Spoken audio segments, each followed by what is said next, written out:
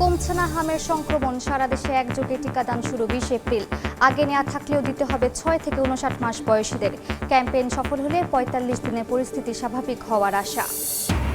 করোনাকালে নিম্নমানের mask, PPE সরবরাহ, স্বাস্থ্যের কেনাকাটায় 12 কোটি টাকা লোপাটের প্রমাণ পেল দুদক। সাবেক স্বাস্থ্যমন্ত্রী জাহিদ মালেক সহ জড়িত 38 কর্মকর্তা। মশক নিধনের ওষুধ বিজ্ঞানাগারে পরীক্ষিত। ডেঙ্গু ও চিকুনগুনিয়া মোকাবেলায় রয়েছে সর্বোচ্চ প্রস্তুতি, বললেন ডিএসসিসি প্রশাসক। প্রধানমন্ত্রীর ঘোষণা অনুযায়ী চলছে পরিচ্ছন্নতা কর্মসূচি। পুরো বিশ্বের নজর এখন ইসলামাবাদে। ইরান যুক্তরাষ্ট্র শান্তি আলোচনা আজ ব্যর্থ হলে আরও বিধ্বংসী হামলা চালানোর হুমকি ট্রাম্পের। শিগগিরই হরমুজ খোলার আশা। এবং ঐতিহাসিক চন্দ্রাভিযান শেষে পৃথিবীতে ফিরলেন আর্টেমিস 2 মিশনের 4 নভোচারী। প্রশান্ত মহাসাগর ক্যালিফোর্নিয়া উপকূলে সফল অবতরণ, স্বাগত জানালেন ট্রাম্প।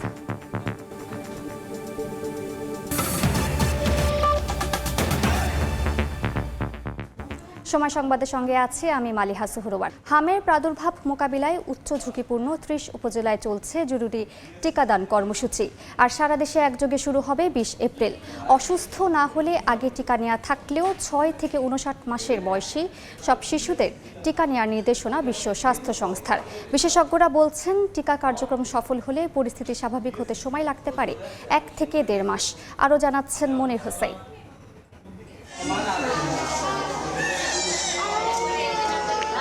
দেশজুড়ে বাড়ছে হামের প্রাদুর্ভাব, প্রতিদিনই বাড়ছে আক্রান্ত ও মৃত্যুর সংখ্যা। পরিস্থিতি মোকাবেলায় ইতোমধ্যে নানা উদ্যোগ নিয়েছে সরকার। 5 এপ্রিল থেকে দেশের উচ্চ ঝুঁকিপূর্ণ 18 জেলার 30টি উপজেলায় শুরু হয়েছে জরুরি টিকাদান কর্মসূচি। 12 এপ্রিল ঢাকার 2 সিটি, ময়মনসিংহ ও বরিশাল সিটিতে এবং 20 এপ্রিল সারা দেশে একযোগে শুরু হবে টিকা কার্যক্রম। সংশ্লিষ্টরা বলছেন, টিকা কার্যক্রম সফল হলে কমতে পারে হামের প্রাদুর্ভাব। মানব শরীরে টিকার প্রতিক্রিয়া শুরু হতে সময় লাগে 15 দিন থেকে 1 মাস। একথা জানিয়ে বিশেষজ্ঞরা বলছেন, সে হিসেবে টিকা কার্যক্রম সফল হলে আক্রান্তের সংখ্যা কমতে সময় লাগতে পারে 1 মাস। যখনই কোনো টিকা দিচ্ছেন, এক সেল অ্যান্টিবডি তৈরি করছে, আরেক সেল মেমোরি হিসাবে স্টকে হয়ে গেল। ওই মেমোরি সিলটা করবে কি, দ্বিতীয় যখন আপনি টিকা দিচ্ছেন অলরেডি তৈরি হয়ে গেছে, কিন্তু তখন দ্বিতীয় টিকা দেওয়ার পর কিন্তু দ্বিতীয় ডোজ দেওয়ার পর কিন্তু অ্যান্টিবডি তৈরি হতে সময় লাগে না। সুতরাং 1 মাস টাইমের মধ্যে কিন্তু শুরু হয়ে যায় অ্যাকশন। রোগীর সংখ্যা কমে আসবে 1 মাসের মাথায়, তবে মৃত্যুর সংখ্যা কমতে আমাদের আরও 1 মাস অপেক্ষা করতে হবে। কারণ এখন যারা ইতিমধ্যেই খুব খারাপ অবস্থায় পৌঁছেছে, হাসপাতালে আছে বা হাসপাতালে বাইরে আছে, তাদেরকে সেবা দিয়ে সুস্থ করা এবং নতুন যে গুরুতর রোগীর সংখ্যা সেটা ধীরে ধীরে কমে আসবে। চলমান জরুরি ক্যাম্পেইনে টিকা নেয়া শিশুদের চলতি বছর জুনে আবার বুস্টার ডোজ নেয়ার পরামর্শ দিচ্ছেন জনস্বাস্থ্য বিশেষজ্ঞ। একটা টিকায় আংশিক প্রতিরোধ ক্ষমতা হয়, 2টো টিকা হলে সেটা পরিপূর্ণ, এমনকি শতকরা 100% প্রতিরোধ ক্ষমতা অর্জন হয়। তো এখন যে জরুরি টিকাগুলো হচ্ছে, জুন মাস থেকে সম্ভবত আবার গণটিকা দেওয়া শুরু হবে, তখন এরাও কিন্তু টিকা দিতে হবে। বিশ্ব স্বাস্থ্য সংস্থা বলছে, আগে হামের টিকা নেয়া থাকলেও 6 মাস থেকে 59 মাসের সব শিশুদের হামের টিকা নিতে হবে। তবে যাদের জ্বর কিংবা হাসপাতালে ভর্তি, তাদের অসুস্থ অবস্থায় টিকা নেওয়া যাবে না। মনির হোসেন, সময় সংবাদ, ঢাকা। এই মুহূর্তে রাজধানীর শেরেবাংলা নগরে শিশু হাসপাতালে আছেন রিপোর্টার রৌনক নিয়ন্তা এবং নোয়াখালী জেনারেল হাসপাতালে আছেন সাইফুল্লাহ কামরুল। সরাসরি প্রথমেই যাচ্ছি রৌনকের কাছে।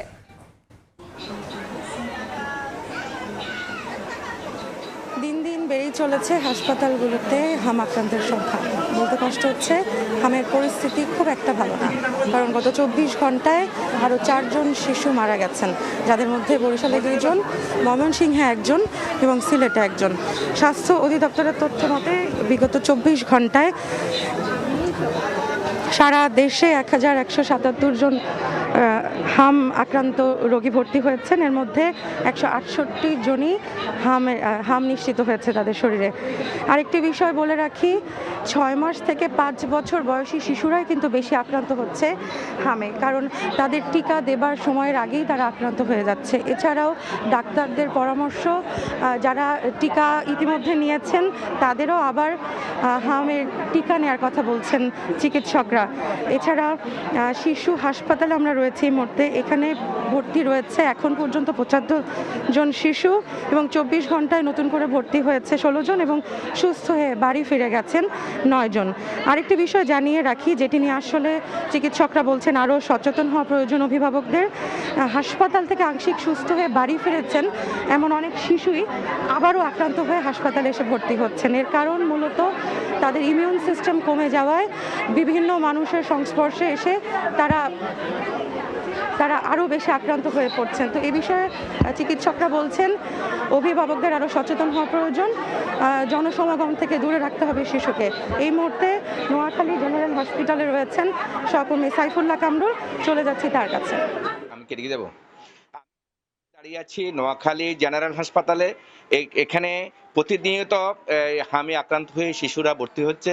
আজকে এই পর্যন্ত সকাল পর্যন্ত ছিল নোয়াখালীতে 51 জন শিশু ভর্তি, এখন এই পর্যন্ত 33 জন হামি আক্রান্ত শিশু রয়েছে।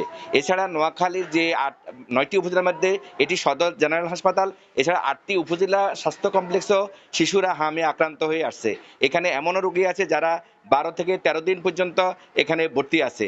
এখানে শিশুরা যে হামে আক্রান্ত হয়ে মানে অনেক কষ্টে কাতরাচ্ছে।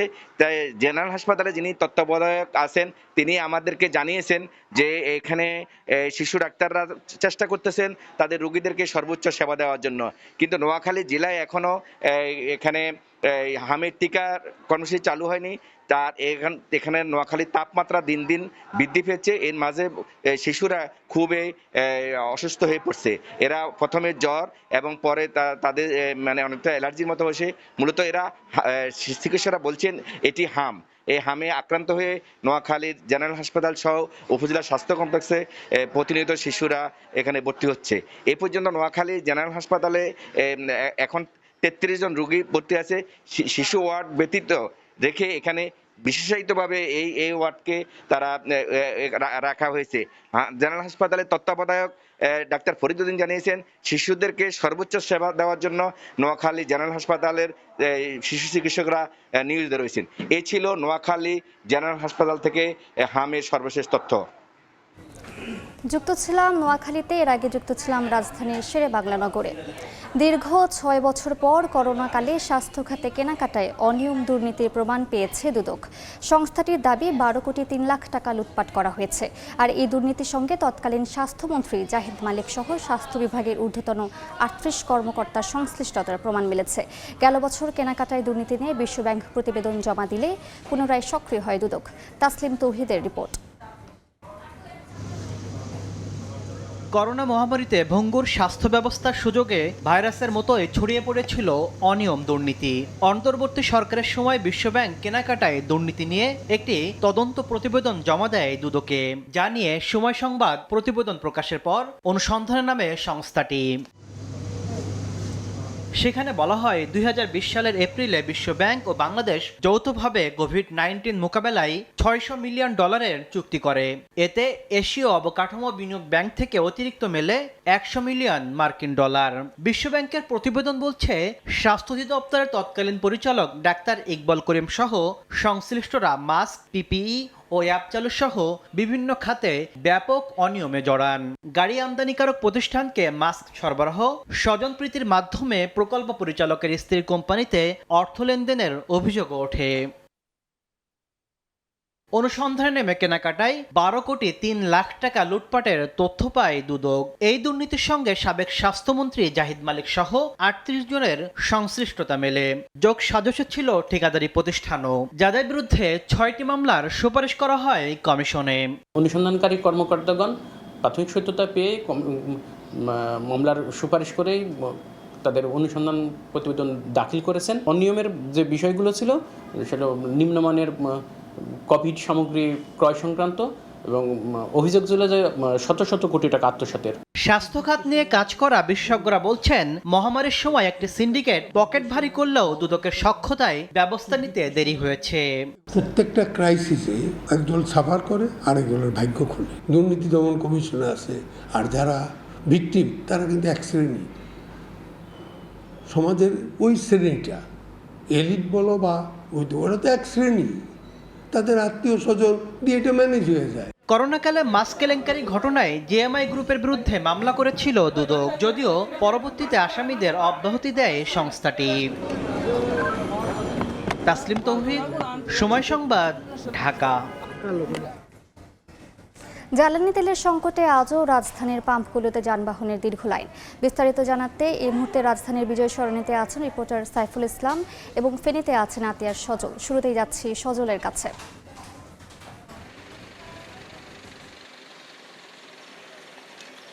চলমান যে তেলের সংকট, সেই সংকট কিন্তু ফেনীতেও প্রকট আকার ধারণ করেছে। ফেনীর 28টি যে পেট্রোল পাম্প রয়েছে, যেই পেট্রোল পাম্পগুলোতে আমরা দেখেছি যে দিনের বেশিরভাগ সময়ে দেখেছি যে অকটেন পেট্রোল এবং ডিজেল সেগুলো কিন্তু চাহিদা মতো সরবরাহ করতে পারছেন না। পেট্রোল মালিক, যে পাম্প মালিক সমিতি যারা বলছেন, আগে প্রতি পেট্রোল পাম্পে তাদের যে চাহিদা ছিল সেই চাহিদার অর্ধেকেরও কম তারা পাচ্ছেন, যার কারণে গ্রাহকের যে চাহিদা তা তারা মেটাতে পারছেন না। ফেনীর সেই 28টি পেট্রোল পাম্পে কিন্তু প্রতিদিন গড় চাহিদা 2.5 থেকে 3 লাখ লিটার, কিন্তু তার সেই চাহিদার কিন্তু অর্ধেকেরও কম পাচ্ছে। সেই 28টি পাম্পের দিনের বেশিরভাগ সময়ে কিন্তু অকটেন পেট্রোল ডিজেল নেই এমন সাইনবোর্ড কিন্তু সাঁটানো থাকে, এবং দিনের এই 28টির মধ্যে 2-4-10টি বা 8-10টিতে যখন তেল দেওয়া হচ্ছে এমন খবর পেলেই কিন্তু কাস্টমাররা সেখানে হুমড়ি খেয়ে পড়ছেন, এবং যেই ভিড় সামলাতে কিন্তু পেট্রোল পাম্পের যে মালিক বা কর্তৃপক্ষ রয়েছে তারাও অনেকটা হিমশিম খাচ্ছেন। তারা যেটা বলছেন, তারা যে চাহিদা দিচ্ছেন সেই চাহিদার বিপরীতে 4-5 দিন পরেই 4-5 দিন পর তারা তেল পাচ্ছেন, এবং যখনই তেল দিচ্ছেন মুহূর্তের মধ্যেই কিন্তু 2-4-10 ঘন্টা 12 ঘন্টার মধ্যেই কিন্তু তেল শেষ হয়ে যাচ্ছে। এবং তারা কিন্তু যেটা বলছেন যে চাহিদা অনুযায়ী তেল পেলে, এবং সব পেট্রোল পাম্পে যখন গ্রাহকরা চাহিদা মতো তেল পাবেন তখনও হয়তো গ্রাহকের মনে যে আতঙ্ক, যে এই সংকট সম্পর্কে সেটি কেটে যাবে। তাই তারা দাবি জানিয়েছেন কম করে হলেও সার্বজনীনভাবে সব পেট্রোল পাম্পে যদি পেট্রোল অকটেন ডিজেল সার্বক্ষণিক যখন গ্রাহক পাওয়া শুরু করবে তখনই তারা মনে করবেন যে এই তেলের সংকট কেটেছে। আমরা চলে যাব রাজধানীর বিজয় সরণিতে, সেখানকার তেলের সংকট নিয়ে জানাবেন আমাদের সহকর্মী সাইফুল ইসলাম। তীব্র গরম আর কাঠফাটা রোদ, যেখানে তাপমাত্রা রাজধানীর এখন 32 ডিগ্রি সেলসিয়াস, যদিও যেটা ফিল হচ্ছে 33 থেকে 34%। আমরা যতটুকু জানতে পেরেছি ওয়েদারে কিছুক্ষণ আগে, এই তীব্র গরমে একটু তেলের জন্য, আমরা যে একটু সিরিয়ালটা দেখাই, একটু তেলের জন্য মানুষের তীব্র হাহাকার অবস্থা আমরা দেখতে পাচ্ছি। যেমনটি আমরা মরুভূমির প্রান্তে দেখি যে একটু পানির আশায় কিভাবে মরুচারীরা বা উট কিভাবে একটু পানির আশায় ঘন্টার পর ঘন্টা, মাইলের পর মাইল হাঁটে, ঠিক একই রকম পরিস্থিতি আমরা দেখতে পেয়েছি রাজধানীতে। অপেক্ষাকৃত এখানকার মানুষ যারা আছেন তারা কেউ ভোর থেকে, কেউ শেষ রাত্রি থেকে, আবার কেউ সকালে এখানে দীর্ঘ সিরিয়ালে দাঁড়িয়েছেন। আসলে দুর্ভোগ জানতে চায় তারা, এই দুর্ভোগের শেষ কোথায়? কেননা সরকারের পক্ষ থেকে বলা হচ্ছে যে তেলের সংকট নেই, কিন্তু রাজধানীর পাম্পগুলোতে আমরা দেখতে পাই তীব্র সিরিয়াল। যদিও পাম্প কর্তৃপক্ষে অনেকেই বলছেন যে পাম্পগুলি বন্ধ আছে, সেই পাম্পগুলি কেন বন্ধ সেটা অবশ্যই খতিয়ে দেখা উচিত, কেননা সেই বন্ধের যে দীর্ঘ প্রভাবটা সেটি যে পাম্পগুলি খোলা আছে সেগুলিতে পড়ছে। আমরা এখন আছি রাজধানীর যে বিজয় সরণি ট্রাস্ট ফিলিং স্টেশনে, সেখানে প্রতিদিনের মতো চাহিদা, যেখানে 60,000 লিটার, সেখানে তারা পাচ্ছেন 50 থেকে 52,000 লিটার। তারা বলছেন যে রেশনিং পদ্ধতি দেওয়ার পরেও যে পরিমাণ চাহিদা, সেই পরিমাণ চাহিদা কিন্তু তারা শেষ করতে পারছেন না। যদি এখানে আমরা 3টা লাইন দেখতে পাচ্ছি, একটা লাইনে বাইকের সিরিয়াল, অকটেন, আরেকটি বাইকের পাশেই এই যে সিরিয়ালটি প্রাইভেট কারে সেটি হচ্ছে অকটেনের, আর এই পাশে দীর্ঘ সিরিয়াল সেটি হচ্ছে ডিজেলের। শুধুমাত্র যে অকটেনের সিরিয়াল আছে তা না, ডিজেলের জন্য কিন্তু আমরা দেখতে পাচ্ছি রাস্তার বিজয় সরণিতে সিরিয়াল আছে। তবে সর্বোপরি বলা যায় যে এই যে দুঃখ কষ্ট দুর্দশায় তীব্র গরমের মধ্যে আমরা দেখতে পেয়েছি লোকজন দাঁড়িয়ে আছেন শুধুমাত্র তেলের জন্য। সেই তেলের দুর্ভোগ থেকে কিন্তু মুক্তি চায়, স্বাভাবিকভাবে জীবনযাপন করতে চায়। এই ছিল আমার কাছ থেকে রাজধানীর বিজয় সরণি সেনাবাহিনী দ্বারা পরিচালিত পেট্রোল পাম্প থেকে সর্বশেষ খবর। যুক্ত ছিলাম বিজয় সরণিতে, এরপর যুক্ত ছিলাম ফেনীতে। সময় সংবাদে আরও থাকছে। শহরের ওপর চাপ কমাতে চট্টগ্রাম সিটিতে যুক্ত হচ্ছে 6 উপজেলা। তৈরি করা হবে 2টি স্যাটেলাইট টাউন। সেতু ফ্লাইওভারে টোল বন্ধ না হলে পরিকল্পনা ব্যর্থ হওয়ার শঙ্কা। দ্বিতীয় দিনের মতো চলছে ত্রয়োদশ জাতীয় সংসদের সংরক্ষিত নারী আসনে দলীয় মনোনয়ন ফরম বিক্রি কার্যক্রম। এই মুহূর্তে রাজধানী নয়াপল্টনে বিএনপির কেন্দ্রীয় কার্যালয়ে আছেন রিপোর্টার সাইফুল ইসলাম শুভ। সরাসরি যাচ্ছে তার কাছে। দ্বিতীয় দিনের মতো শুরু হয়েছে বিএনপির যেই দলীয় নারী সংরক্ষিত আসনের যেই মনোনয়ন ফর্ম বিক্রি কার্যক্রম, সেটি কিন্তু ইতিমধ্যে আমরা সকাল 10টা থেকে দেখতে পেয়েছি শুরু হয়েছে এবং দেশের বিভিন্ন জেলা থেকে কিন্তু প্রার্থীরা আসছে, এসে তাদের ফর্মগুলো সংগ্রহ করছেন এবং এর পাশাপাশি গতকাল থেকে এখন পর্যন্ত কিন্তু আমরা সবশেষ যেটা জানতে পেরেছি যে প্রায় 150 বেশি ফর্ম কিন্তু ইতিমধ্যেই জমা হয়ে গেছে। অর্থাৎ গতকাল পর্যন্ত দলীয় সূত্র যেটি জানা যায় যে 500 বেশি ফর্ম বিক্রি হলো। এখন বেলা প্রায় 12টা বাজে, অর্থাৎ 2 ঘন্টায় মোটামুটি আমরা যতটুকু খবর পেয়েছি 700 বেশি ফর্ম বিক্রি হয়েছে। এবারের সংরক্ষিত আসনে কিন্তু 36টি আসন বিএনপি পেতে যাচ্ছে এবং সেই 36টি আসনের বিপরীতেই কিন্তু এই আজকে দ্বিতীয় দিনের মতো চলছে তাদের বিএনপির যে মনোনয়ন ফর্ম বিক্রি কার্যক্রম, সেই কার্যক্রমটি। এবং এবারের আসলে যেহেতু দীর্ঘ সময় পরে নির্বাচন হয়েছে, বিএনপি তাদের দলীয় কার্যক্রম থেকে সরকার গঠন করেছে, তারা প্রত্যাশা রাখছে যে এবারের যারা নেতাকর্মীরা আছেন তারা তাদের যোগ্যতা অনুযায়ী আসলে নির্বাচিত করবেন। এবারের যারা নারী সংরক্ষিত আসনে প্রার্থীরা ফর্ম তুলছেন, প্রার্থীদের নির্বাচন করা হবে।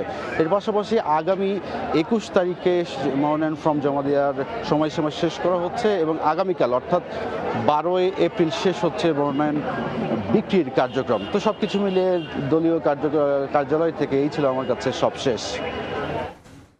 যুক্ত ছিলাম নয়াপল্টন থেকে, দেখছেন সময় সংবাদ, সঙ্গে থাকুন। রাজশাহী মেডিকেলে বিভিন্ন বোর্ডের কেন্দ্র সচিবদের সঙ্গে মতবিনিময় সভায় কথা বলছেন শিক্ষামন্ত্রী। সরাসরি যাচ্ছে সেখানে। সেন্টারে আপনারা ভিডিও ক্যামেরা দিবেন, তখন একটা ভিডিও ক্যামেরা নিতে 6000 টাকা লাগতো। তো এটা আমি কি করতাম, মানে মব অ্যাটাক হতো, তারপর ওই যে আমাদের পুলিশ প্রশাসন আছে তাদের দ্বারা ধরিয়ে নিয়ে আসতাম আফটার দ্য এক্সাম। তো আমি before exam, exam time, after exam সব কিছু করে আমরা নকলের দাপন কাপন করে দিয়ে আসছিলাম। আবার দেখা গেল সরকারের সেই ইচ্ছেটি নেই, সেই জন্য পরবর্তীতে আবার দেখলাম যে আস্তে আস্তে এটা নষ্ট হয়ে গেল। তো আমি তো তখন আমেরিকা থেকে শিক্ষক ইম্পোর্ট করে নকল বন্ধ করিনি, আপনাদের তো করেছিলাম নাকি? আর আমার শিক্ষকরা আছে, এটা প্রমাণিত সত্য যে সরকার যদি সদিচ্ছা থাকে শিক্ষকরা সহযোগিতা করে, সরকার যদি সদিচ্ছা না থাকে শিক্ষকরা সহযোগিতা করে না। তা আই এম ফুললি কনফিডেন্ট আমার টিচাররা আমাদের আগের অবস্থানে যাবে। তবে এই যে ইলেকট্রনিক ডিভাইস, এই যে অন্য কিছু, এগুলির জন্য তো আমাদের সেই ব্যবস্থা নিতে হবে। এবার বেশি কিছু করার দরকার নেই, সিম্পলি আমরা ক্লোজ সার্কিট ক্যামেরার কথা বলেছি। এটা কিন্তু শুধু পরীক্ষার জন্য না, এই ব্যাপারে ভুল বোঝা যাবে না। আজকে পলিটেকনিক ইনস্টিটিউট বলে আসছি, ছাত্ররা কমপ্লেন করলো যে শিক্ষকরা ঠিক মতো ক্লাসে আসে না, ঠিক মতো পড়ায় না। আবার শিক্ষকরা কমপ্লেন করলো শিক্ষার্থীরা আসে না, এরা ক্লাসে অ্যাটেন্টিভ না। ওকে ফাইন, আমাকে তো কাজ করতে হবে। আমি ক্লোজ সার্কিট ক্যামেরা লাগাবেন, রেকর্ডিং থাকবে আর্কাইভে, আমি আপনার কাছ থেকে ব্লুটুথের মাধ্যমে আপনার পাসওয়ার্ড নিয়ে আমি ওই ক্লাসগুলি দেখবো শিক্ষকরা কি করে, ছাত্ররা কি করবে। কারণ আমাদের তো মনিটরিং করতেই হবে, কোনো তো বিকল্প নেই। দেখুন, মাননীয় প্রধানমন্ত্রী বলে বসছে, ইউনেস্কো কমিশন বলেছে বাংলাদেশের জিডিপি 6% দিতে হবে এবং মাননীয় প্রধানমন্ত্রী এবার এজেন্ডায় বলেছেন যে আমরা 5% দেব। কথা বলছিলেন শিক্ষামন্ত্রী। বক্তব্যের বাকি অংশ দেখতে ভিজিট করুন সময় টিভির ফেসবুক পেজে। এবার বাণিজ্যের সংবাদ।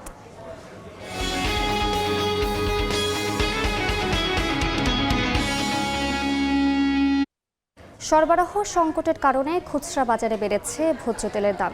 এই মুহূর্তে রাজধানীর কারওয়ান বাজারে আছেন রিপোর্টার তোফাজ্জল হোসেন। সরাসরি যাচ্ছি তার কাছে।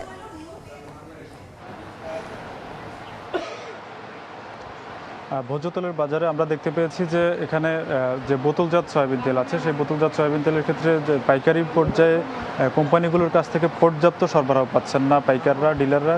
সে কারণে একটা ক্রাইসিস দেখা দিয়েছে তাদের মধ্যে, কিন্তু এটা এখনও ভোক্তা পর্যায়ে সেভাবে উল্লেখ করার মতো পর্যায়ে যায়নি। কিন্তু পাইকাররা বলছেন যে তারা আগে যে পরিমাণ প্রফিট করতে পারতেন 1 লিটার সয়াবিন তেল বিক্রি করে, সেই পরিমাণ প্রফিট করতে পারছেন না। কিছু কিছু ক্ষেত্রে তারা যেই দামে কোম্পানি থেকে কিনে আনছেন সেই দামেই বিক্রি করতে হচ্ছে ভোক্তার কাছে, যে কারণে তাদের প্রফিট মার্জিনটা প্রায় জিরোর কাছাকাছি চলে আসছে। সেটি নিয়ে তাদের মধ্যে একটা অভিযোগ আছে। অন্যদিকে তাদের যে পরিমাণ চাহিদা বা কাস্টমারের যে চাহিদা থাকে, সেই চাহিদা পরিমাণ তারা পণ্যের সরবরাহ পান না, সেই একটা সমস্যা রয়েছে। অন্যদিকে যে খোলা তেল রয়েছে, ভোজ্য তেলের যে খোলা তেল, সেই খোলা তেলের ক্ষেত্রে সরকার নির্ধারিত যে দাম, সেই দামের থেকে 30 টাকার মতো বাড়তি দামে বিক্রি হচ্ছে। এবং এই দাম বিক্রির বিষয়ে হচ্ছে তারা বলছেন যে তারা কোম্পানিগুলো দাম বাড়িয়েছে, সেজন্য তারাও দাম বাড়তিতেই বিক্রি করতে হচ্ছে। এই হচ্ছে রাজধানী কারওয়ান বাজার থেকে ভোজ্য তেলের অবস্থান। যুক্ত ছিলাম কারওয়ান বাজারে। দেখছেন সময় সংবাদ, সঙ্গেই থাকুন। মশক নিধনের ওষুধ বিজ্ঞানাগারে পরীক্ষিত এবং কার্যকর। ডেঙ্গু ও চিকুনগুনিয়া রয়েছে বলে জানিয়েছেন ঢাকা উত্তর সিটির প্রশাসক শফিকুল ইসলাম খান। প্রধানমন্ত্রীর ঘোষণা অনুযায়ী মশক নিধনে পরিচ্ছন্নতা কর্মসূচি চালাচ্ছে ঢাকার 2 সিটি কর্পোরেশন। সকালে রাজধানীর মানিকদি এলাকায় অভিযান উদ্বোধন শেষে তিনি বলেন, বেদখল খাল উদ্ধার অভিযানে কাউকে দলীয় প্রভাব খাটাতে দেবে না সরকার। এদিকে রাজধানীর হলিক্রস হাসপাতালে বিশেষ পরিচ্ছন্নতা ও মশক নিধন অভিযানে অংশ নিয়ে অভিযান সফল করতে সবাইকে এগিয়ে আসার আহ্বান জানান ঢাকা দক্ষিণ সিটির প্রশাসক মোহাম্মদ আব্দুস সালাম। কদমতলীতে জিয়া সরণি খাল ও কুতুবখালী খাল পরিদর্শন করে স্থানীয় সরকার প্রতিমন্ত্রী জানান, জিয়া সরণি খাল খনন করে পরিকল্পিতভাবে বুড়িগঙ্গার সঙ্গে যুক্ত করতে 300 কোটি টাকা বরাদ্দ দেওয়া হয়েছে। আপনারা জানেন, উচ্ছেদ অভিযানের পরে ওই জায়গায় গিয়ে অন্ততপক্ষে তাদের মনিটরিং করা, যাতে আবার পুনরায় তারা বসতে না পারে। দেশ গড়ার পরিকল্পনার সাথে সম্পৃক্ত থাকেন, অবশ্যই আপনাদের মূল্যায়ন করা হবে। জনগণ তার দায়িত্বটা পালন করে তাহলে 50 ভাগ হবে, যদি সিটি কর্পোরেশন তার দায়িত্বটা পালন করে তাহলে 100 ভাগ হবে। যে কেউ একজন যদি দায়িত্ব পালন করে, সিটি কর্পোরেশন 50 ভাগ করলে কিন্তু 100 ভাগ কোনোভাবেই পরিষ্কার পরিচ্ছন্ন হবে না, মশক নিধনও হবে না। এবার আন্তর্জাতিক প্রসঙ্গ। শান্তি আলোচনার উদ্দেশ্যে ইসলামাবাদে পৌঁছেছে ইরান ও যুক্তরাষ্ট্রের প্রতিনিধি দল। যুদ্ধবিরতি নিয়ে পাকিস্তানের ইসলামাবাদে শুরু হওয়া ওয়াশিংটন তেল আবিবের আলোচনার সময় গড়াতে পারে আগামী রোববার পর্যন্ত। কূটনৈতিক সূত্রের বরাতে এ তথ্য জানিয়েছে সংবাদ মাধ্যম আল জাজিরা। ইরানের সঙ্গে আলোচনায় পারমাণবিক কর্মসূচি গুরুত্ব পাবে বলে জানান ডোনাল্ড ট্রাম্প। ঐতিহাসিক চন্দ্রাভিযান শেষে নিরাপদে পৃথিবীতে ফিরেছেন 4 নভোচারী। স্থানীয় সময় শুক্রবার বিকেল 5:07 মহাকাশযানটি ক্যালিফোর্নিয়ার সান দিয়েগো উপকূলে প্রশান্ত মহাসাগরে অবতরণ করে। উড়োজাহাজে করে তাদের হিউস্টনের জনসন স্পেস সেন্টারে নেওয়া হয়। ওরিয়ন ক্যাপসুলের ভেতরে থাকা 4 নভোচারী সুস্থ আছেন বলে জানিয়েছে নাসা। সংবাদ এবার খেলার খবর। নিউজিল্যান্ডের বিপক্ষে প্রথম 2 ওয়ানডের জন্য বাংলাদেশের 15 সদস্যের দল ঘোষণা করেছে ক্রিকেট বোর্ড। নিজেদের প্রথম অ্যাসাইনমেন্টে কোনো পরীক্ষা নিরীক্ষার দিকে হাঁটেনি নতুন নির্বাচক প্যানেল। পাকিস্তানের বিপক্ষে সবশেষ ওয়ানডে সিরিজ জয় দলের সদস্যদেরকে রেখে দেওয়া হয়েছে এখানেও। মেহেদী হাসান মিরাজের সঙ্গী হিসাবে আছেন সৌম্য, সাইফ, তানজিদ তামিম, শান্ত, হৃদয়, লিটন, আফিফ, অঙ্কন, রিশাদ, তানভীর, মুস্তাফিজ, তাসকিন, শরীফুল এবং নাহিদ রানা।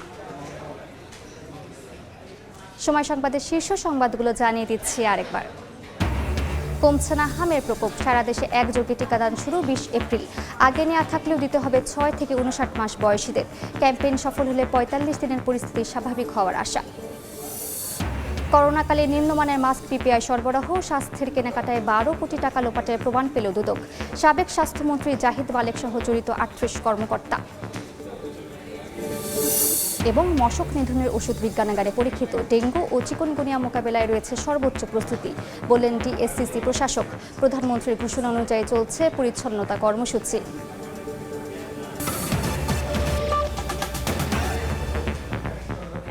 এ ছিল দুপুর 12টার সময় সংবাদে। এরপর খেলার সময়ের সঙ্গে থাকবেন সহকর্মী সাব্বির মিথুন। মালিয়া, আপনাকে ধন্যবাদ। খেলার সময় নিয়ে আসছি কিছুক্ষণ পর, সঙ্গে থাকুন সময়ের।